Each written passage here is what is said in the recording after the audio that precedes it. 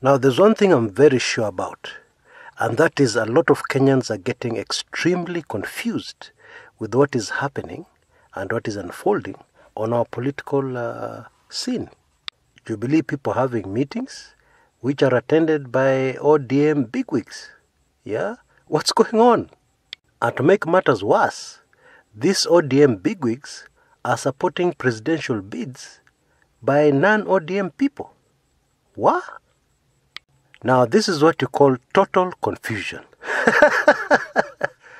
Anyway, don't worry. We're going to analyze it, and I'm going to focus on 3 very recent events, and then we're going to break it down so that we all understand what's going on. But before that, a quick one. Now, there's increased activity of the 36 bloggers on this channel, which is very good. Why do I say very good? I'll tell you.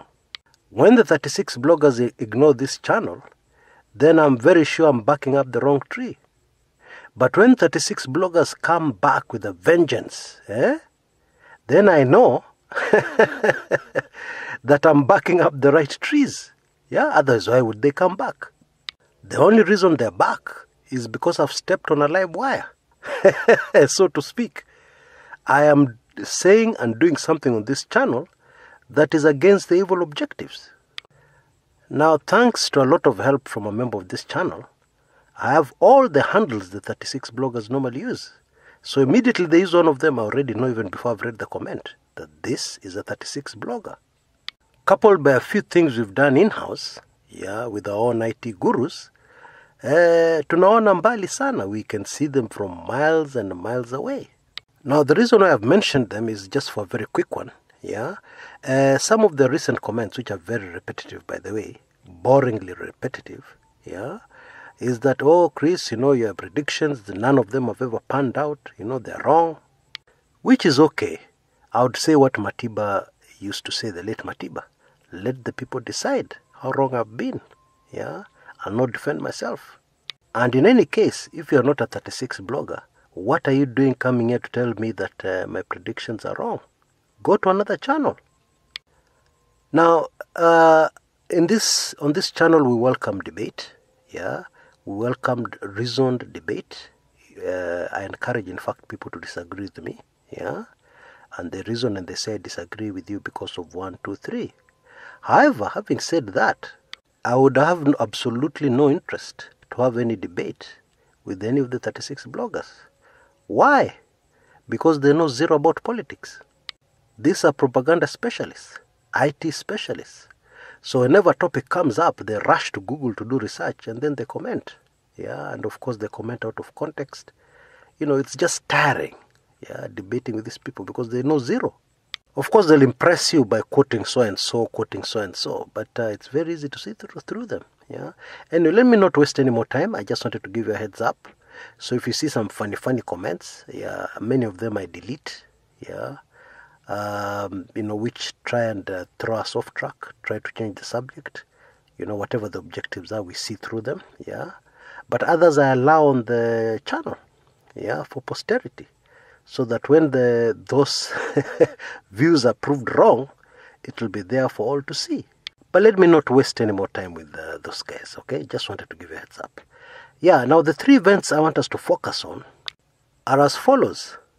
Number 1, Gideon Moi finally openly declares his interest in the presidency in 2022. He said he'll run. The other one happened in Shanzu. Governor of Mombasa, Ali Hassan Joho, had a meeting in Shanzu, Mombasa. And in attendance were a few Jubilee bigwigs, like a man called Senator Wamatangi, the Kiambu senator. And the third one was a statement released by Ruto backers in the Rift Valley. The Ruto MPs are daring Raila Odinga to run against DP William Ruto in 2022 so that they beat him, because they've been beating him for the last 3 decades, or so they say. Let's start with the Gideon Moi declaration. Now, in case you didn't know, the Baringo senator has a huge problem with the Swahili language. Now, all of a sudden, is making a very big effort to use the Swahili language well. Okay?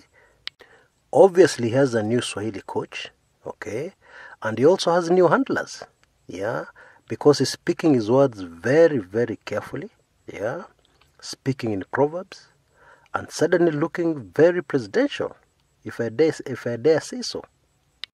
Now, nobody can launch a serious bid for the presidency of the Republic of Kenya without a fairly good command of the Kiswahili language. That is the language of the masses. Now, if I may just remind you, Uhuru Kenyatta had the same problem. Exactly the same problem Gideon Moi has now. This was in 2002, when Moi supported him to be his heir to the presidency. In those days, the president really used to struggle with his Kiswahili. But he overcame that, and I'm sure Gideon Moi will overcome that as well. But the long and short of all this Kiswahili business is that it tells us very clearly that Gideon Moi is extremely serious. He is not joking. Now that meeting, it got extremely confusing because present at the same meeting was Edwin Sifuna, who's the Secretary General of ODM, and the controversial Kakamega Senator, Cleophas Malala. Now. You're Gideon Moi, you declare your interest in the presidency, Bwana Sifuna is present, Bwana Malala is present. It seems as these two are supporting your bid. Because when both of them spoke at the same meeting, they praised Gideon. Yeah, they showed full backing for Gideon. What? So does it mean that ODM will not have a presidential candidate in 2022? Now hold on to that question for a moment. We will answer it, when you finish listening to the whole of this video.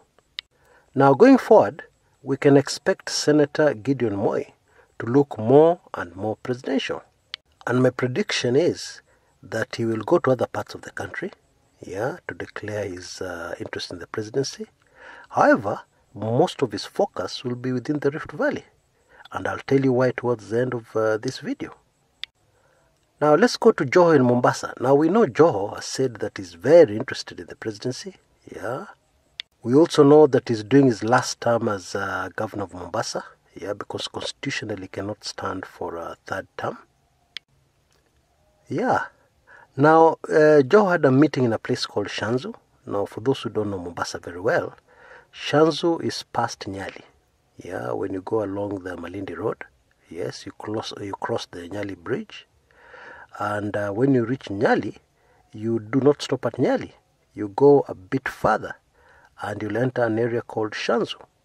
Shanzu is adjacent to the bridge you need to cross to enter Kilifi County.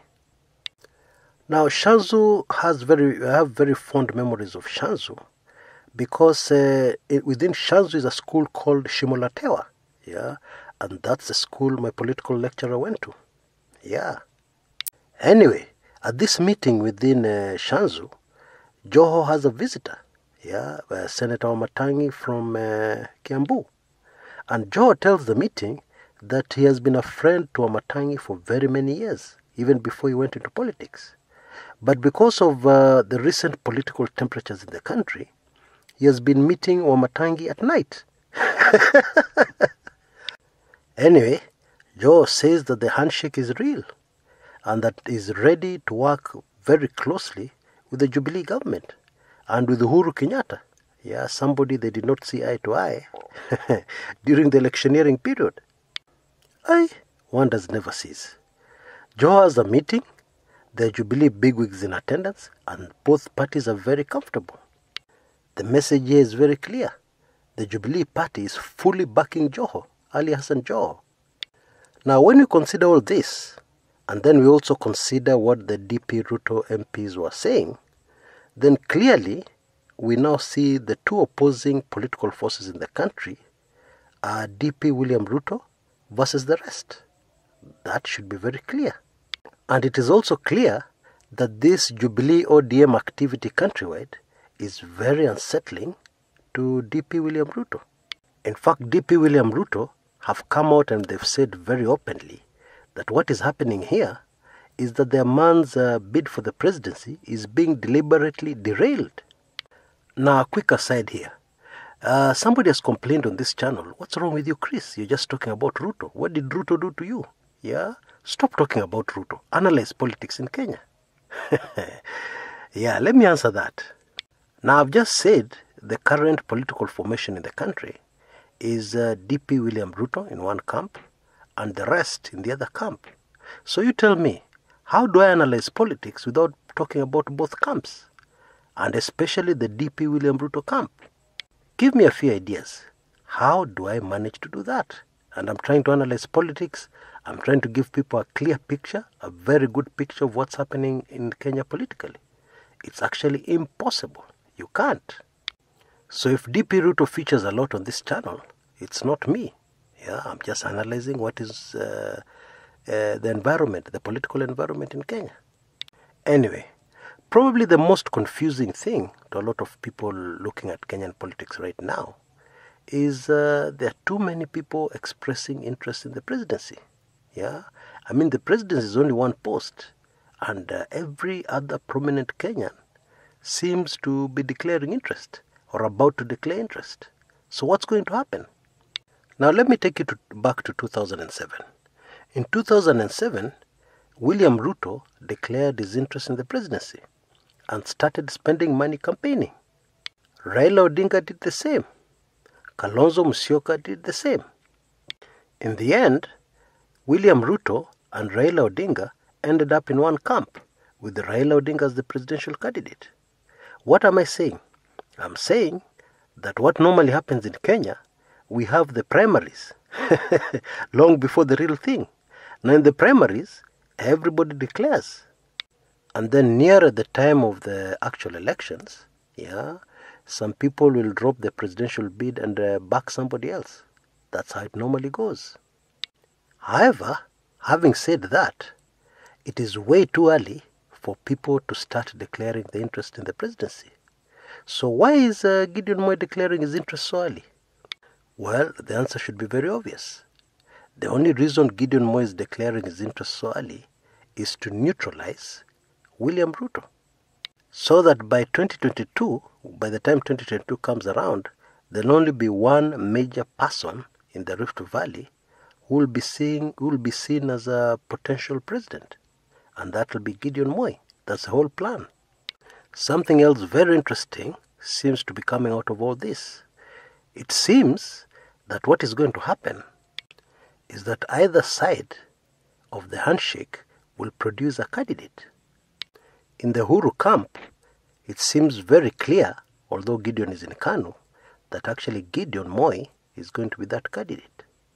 That is why the likes of Sifuna and Malala can appear in a meeting where he declares his interest. Clearly, Gideon's bid is going to receive the full backing of ODM. And then the other side of the handshake, that's the Raila Odinga side, shall produce a candidate. Maybe even Raila Odinga himself, or somebody else. And so there's your lineup for 2022. Yeah, don't ask me who will be president and who will not be president, because we even have the issue of the referendum before us. But as far as the power structure is concerned, that is what it is. Now on paper, obviously such an alliance is already a winner, especially if Gideon Moi is the presidential candidate, and then the person from Raila Odinga's side of the handshake is his deputy. And that is assuming that the referendum does not go through. Because make no mistake about it, these people have a plan B and a plan C. So assuming the referendum does not work out, that is exactly what's going to be a lineup. At least that's what they're planning. And that now would explain statements from people like Senator Marcoman, who told Gideon, allow others to lead you first, then you lead later. In conclusion, let me answer the question I asked earlier on, which you should already have the answer to by now. I asked, why will Gideon Moi's campaign, according to my prediction, be centered mostly or focused mostly in the Rift Valley? The answer is very simple. The whole idea is to completely shut out DP William Ruto. Because DP William Ruto's main support, main strength is the Rift Valley. But there's something even more important than that.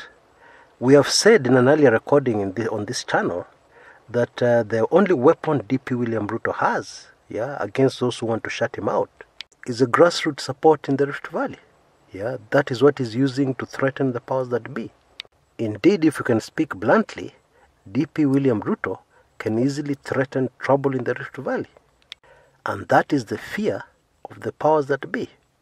And therefore, it is very important that he's shut out and shut down as quickly as possible within where his grassroots support is. And that's why Gideon Moi's campaign will be very heavily focused on the Rift Valley. When William Ruto goes back to his grassroots, to try and rally the whole of the Rift Valley Kalenjin community behind him, it will be a bit difficult. Because there are those who will tell him, we're with Gideon Moi. We think Gideon Moi is better presidential material.